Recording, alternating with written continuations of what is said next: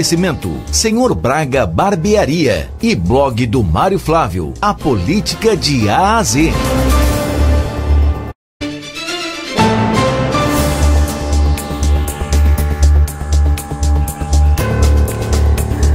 Mário Flávio já está aqui com a gente. Antes da gente entrar no assunto da política, né, porque Mário meio que vive isso todos os dias em comentários nas redes sociais, né, nas postagens do blog, né, tem muita gente mal educada, irresponsável com o que posta. E eu lembro, Mário, voltando ao assunto da morte do Rodrigo, né, no Carnaval de 2023, a quantidade de comentários sobre Rodrigo, né, calúnias, difamação, Vitor, né, sobre que Rodrigo era isso, Rodrigo era aquilo, o crime teria sido passional, enfim, várias histórias, inventaram de histórias da vida dele em São Caetano. E aí vem essa história de comentários em redes sociais, né, Mário? Como as pessoas são irresponsáveis e cruéis, muitas vezes. A família perdeu o Rodrigo, né, dessa forma, né, absolutamente banal, porque ele estava trabalhando, estava fazendo algo do trabalho dele, né, não sabia que um criminoso estava treinando na academia onde ele trabalhava. E fica esse recado, né, Mário? As pessoas precisam pensar antes de, desculpa a expressão, vomitar qualquer coisa nas redes sociais. Bom dia. Bom dia, Renata.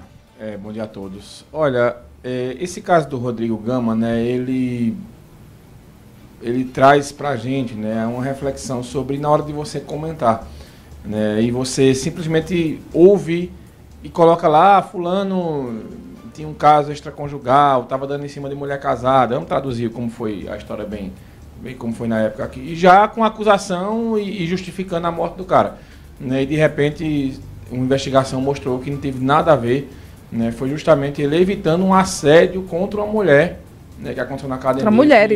Contra mulheres que aconteceu na academia, que levou ele a ter a vida, né, tirada a mando de uma pessoa extremamente perigosa que estava na academia e ninguém sabia, como vocês, a gente não conhece ninguém. O mesmo acontece no dia a dia na política, né, Renato? As pessoas, elas comentam, elas xingam, elas te julgam. Eu sou vítima diariamente, né, assim, isso não me incomoda também, tá? Eu nem leio comentário. Para quem está perdendo seu tempo lá comentando nas minhas redes sociais, está perdendo tempo mesmo. Pelo menos para me atingir não faz a menor diferença. Eu nem sei o que as pessoas estão falando, enfim.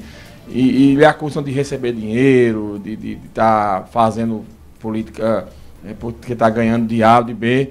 E não, é simplesmente a Mas opinião. eu tô guardando os prints, viu? Né? Eu guardo os prints de quem diz que você recebe dinheiro, porque eu quero ver esse dinheiro. Você está botando embaixo do colchão da gente, eu não tô vendo. E depois também essas pessoas podem ter que provar, né? Provar, precisa uma hora provar. A pessoa também... Aí a gente vai ganhar dinheiro delas. Justamente. Uma hora você vai poder você se chateia demais, né? Chateia demais e você vai querer seus direitos. Mas essa situação desse assassinato aí é uma prova, né? De que as pessoas, e também serve para alguns formadores de opinião também, sabe, Renata? Que vivem empunhando bandeiras de uma causa e fazendo justamente o que eles estão sendo contra, né? Eu não sou muito de apontar dedo assim para colegas jornalistas, mas tem uma comentarista esportiva que fala cada coisa que a pessoa fica sem acreditar. Por exemplo, que o filho de Robinho não era para ser chamado de Robinho, que o pai dele está preso e foi acusado de estupro, era para o menino mudar o nome. O nome do menino é Robinho.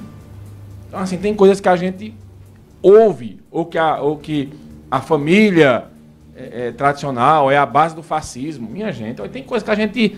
E essa pessoa, você vai ver as postagens dela, tudo falando sobre paz, contra o ódio. E as pessoas acabam incentivando, de uma certa maneira, esse tipo de ódio, né? Mesmo elas achando que não estão. E confundindo isso com liberdade de expressão. E criticando justamente liberdade de expressão, sabe? É uma coisa, a gente tá num país meio maluco, assim, nessas opiniões. E para todo lado, viu? Não tem essa história de... É por isso que eu digo, em todos os lados, em todos os partidos, tem as pessoas do bem e as pessoas do mal. Resta a cada um de nós não generalizar e saber separar o joio do trigo, como diz a parábola bíblica. Olha, falando de política, ontem foi um dia de muita manifestação. Depois de muito tempo, a esquerda conseguiu finalmente reunir gente para valer nas ruas, sobre a PEC da blindagem e também sobre essa história que já morreu, né? O nome já morreu, inclusive, que é a história da anistia. Inclusive, a gente trouxe semana passada aqui o acordo que teve aí, que vai mudar o nome de anistia para... dosimetria.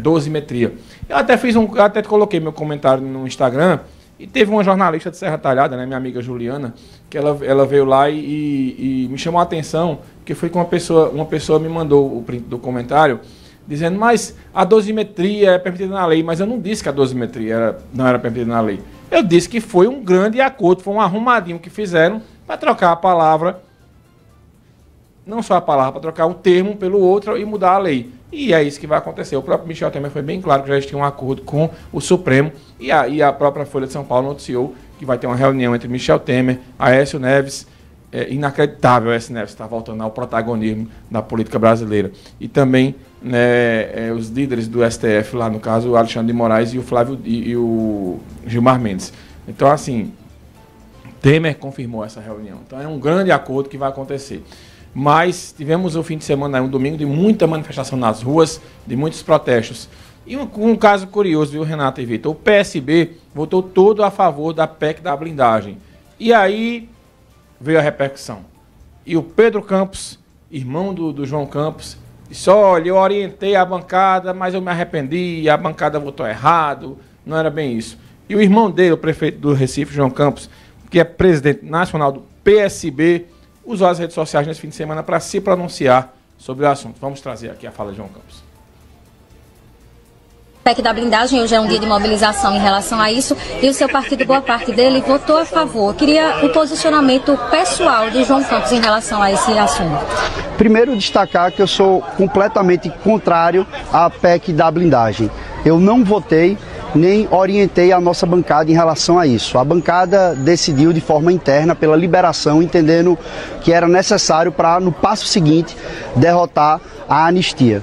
Segundo ponto, quando eu soube que tinha um absurdo de querer incluir presidente de partido, de forma imediata eu fiz uma intervenção pedindo que todos os deputados da nossa bancada votassem contrários a isso, e foi feito de forma unânime.